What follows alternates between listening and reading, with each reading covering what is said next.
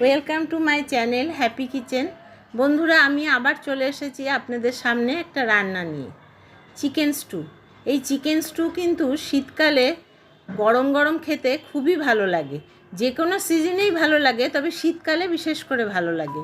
আর এই চিকেন স্টুয়ের সাথে যেরকম চিকেন স্টুটা আপনারা এমনিও খেতে পারবেন, আবার এর সাথে পাউরুটি টোস্ট করে বা রুটি দিয়েও খেতে পারবেন।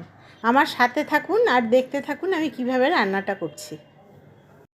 চলুন তাহলে দেখে নিচ্ছি আমার কি কি ইনগ্রেডিয়েন্টস লাগছে। আমি এখানে 6 পিস মতন চিকেন নিয়ে নিয়েছি। লাগছে এখানে সবজির মধ্যে আমার গাজরগুলোকে আমি এরকম লম্বা করে কেটে নিয়েছি, পেঁপে, বিনস, আমি কুমড়ো দিয়েছি। কুমড়ো সাধারণত দেয় না, কিন্তু আমি দিই, কারণ দিলে টেস্টও বাড়ে এবং কুমড়ো ডায়েটের জন্য খুবই ভালো। 2টো আলু নিয়েছি। ফোড়নের জন্য নিয়েছি এখানটা 2টো তেজপাতা, গোলমরিচ, দারচিনিটা আমি বেশি নিয়েছি, এলাচ 2টো দিয়েছি, এলাচ না দিলেও চলবে। আর এখানে নিয়েছি আদা রসুন পেস্ট, এতটা আমার লাগবে না, খুবই সামান্য লাগবে। একটা মিডিয়াম সাইজের পেঁয়াজ আমি কুচিয়ে নিয়েছি। আর এখানে গোলমরিচটা নিয়েছি, এর থেকে আমি গুঁড়ো করে পরে ব্যবহার করব। আর নিয়েছি একটা টমেটো।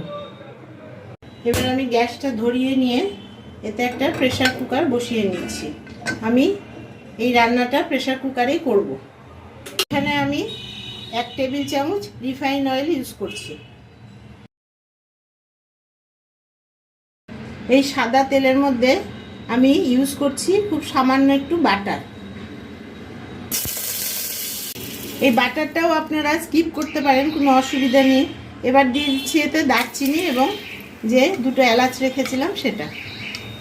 এটাকে একটু নাড়াচাড়া করে নেব, একটা সুন্দর গন্ধ বেরোবে। তারপরে এতে দিয়ে দিচ্ছি 2টো তেজপাতা, দিয়ে অ্যাড করছি গোটা গোলমরিচ, সেগুলোকে একটু নেড়ে নেব। নিয়ে এতে আমি এক এক করে সবজিগুলোকে অ্যাড করব।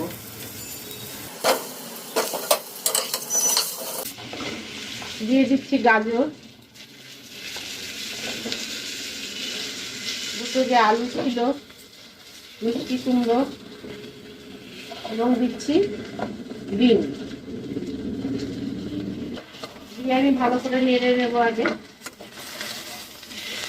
এবার এতে অ্যাড করে দিচ্ছি যে পেঁয়াজটা কুচিয়ে রেখেছিলাম সেটা। আমি এখানে পেঁয়াজটা পরে দিলাম এই জন্যে যে পেঁয়াজটা কিন্তু মাংসের পেঁয়াজ যেরকম একদম কড়া করে ভাজা হয় সেরকম হবে না, হালকা ফ্রাই হবে। সেই জন্য আগে আমি সবজিগুলো দিয়ে নিলাম, পেঁয়াজটাকে আমি পরে দিলাম। দিয়ে আমি এটা কিছু সময় একটু ভাজা ভাজা করবো, খুব হালকা, বেশি ভাজা হবে না, কারণ স্টুয়ের সবজি বয়েলই হয়, সেই জন্যে আমি এখানে বেশি ভাজবো না। পেঁয়াজ দেওয়ার পরে আমি একটু 2-3 বার নেড়ে নেব। গ্যাসের ফ্লেমটা কিন্তু আমার বাড়ানো আছে। পেঁয়াজটা জাস্ট ট্রান্সপারেন্ট রং হয়েছে। এবার এতে আমি দিয়ে দিচ্ছি চিকেনের টুকরোগুলো দিয়ে আমি নেড়ে ছেড়ে নেব।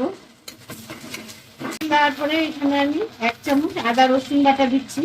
আপনাদের কাছে যদি হাতের কাছে আদা রসুন বাটা না থাকে, তাহলে রসুন কুচিয়ে আর সামান্য একটু আদা গ্রেট করে দিলেও কিন্তু হয়ে যাবে। এই আদা রসুন বাটাটা দিয়ে আমি এবার ভালো করে মিশিয়ে নেব। আর একটু ভাজবো, কারণ আদা রসুনের কাঁচা গন্ধটা না চলে গেলে ভালো লাগবে না। ইউজ করছি এখানে আমি 1 চামচ নুনটা যার যার স্বাদ অনুসারে দেবেন। নুনটা দেওয়ার পরে আমি একটু নেড়ে নেব। এই চিকেন স্টুটা আপনারা প্রেসার কুকারে না করে কড়াইও কিন্তু করতে পারেন, কোনো অসুবিধে নেই, কারণ চিকেন খুব তাড়াতাড়ি সেদ্ধ হয়ে যায়। এবার যে আমি একটা টমেটো রেখে দিয়েছিলাম সেটাও দিয়ে দিচ্ছি এতে। দিয়ে আমি এখানে ভালো করে নেড়ে নিলাম আর একবার। এবার এতে অ্যাড করছি আমি গরম জল। জলটা আমি একটু আন্দাজ করে দেব, আমার যতটুকু লাগবে। প্রায় 1 মগের একটুখানি থাকলো, পুরোটাই প্রায় দিয়ে দিয়েছি। জল দিয়ে আমি এটাকে ভালো করে নেড়ে নেব।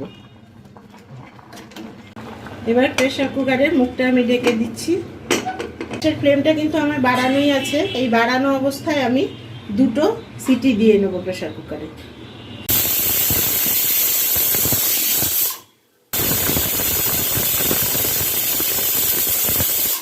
2টো সিটি পড়ে গেছে, আমি গ্যাসের ফ্লেমটাকে অফ করে দিলাম। প্রেসার কুকারে স্টিম বেরিয়ে যাওয়ার পরে আমি এটা খুলে নিচ্ছি।